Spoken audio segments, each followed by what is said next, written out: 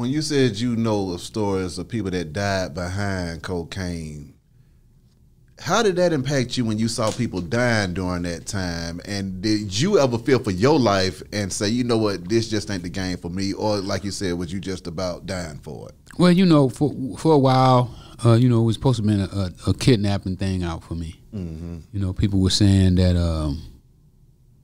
a bunch of the lower level drug dealers was getting together and they was gonna put a bounty out on my head because I was running the prices down, you know, and they were gonna put a bounty out on my head. So I started wearing a bulletproof vest and so forth. But other than that, I mean, you know, I almost got kidnapped one time.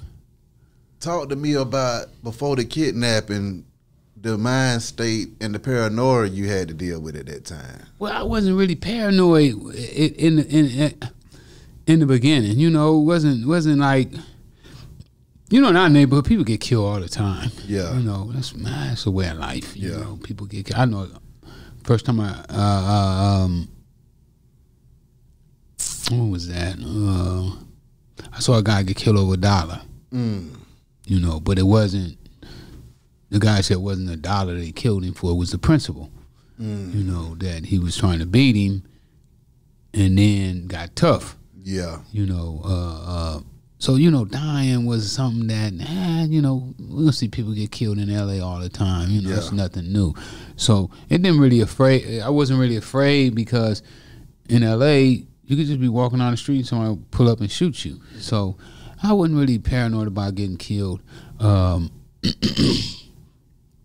was more paranoid about the crooked cops. Damn. Because they had a different type of authority to kill. Yeah. You know, they could kill and be justified.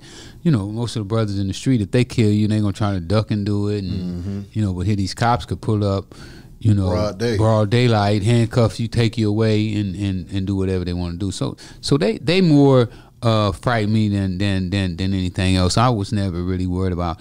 And then, you know, I had this little thing that I used to do where people who didn't know me didn't recognize me.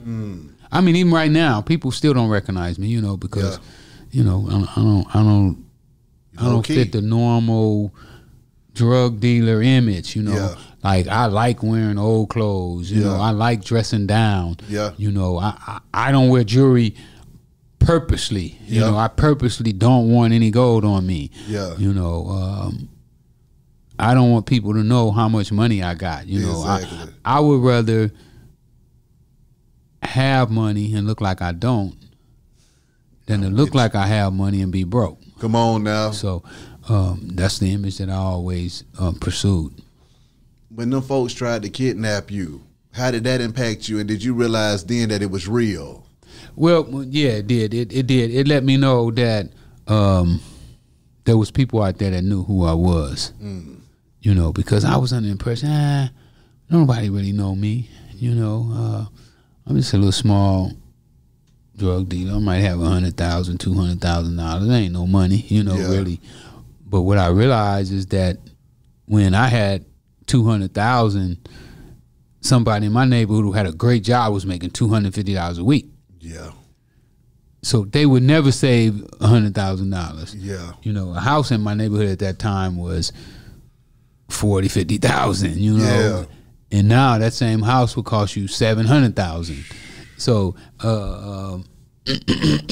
it woke me up to the fact that I had to be more cautious about how I moved, and that I could no longer believe that nobody knew that I had money.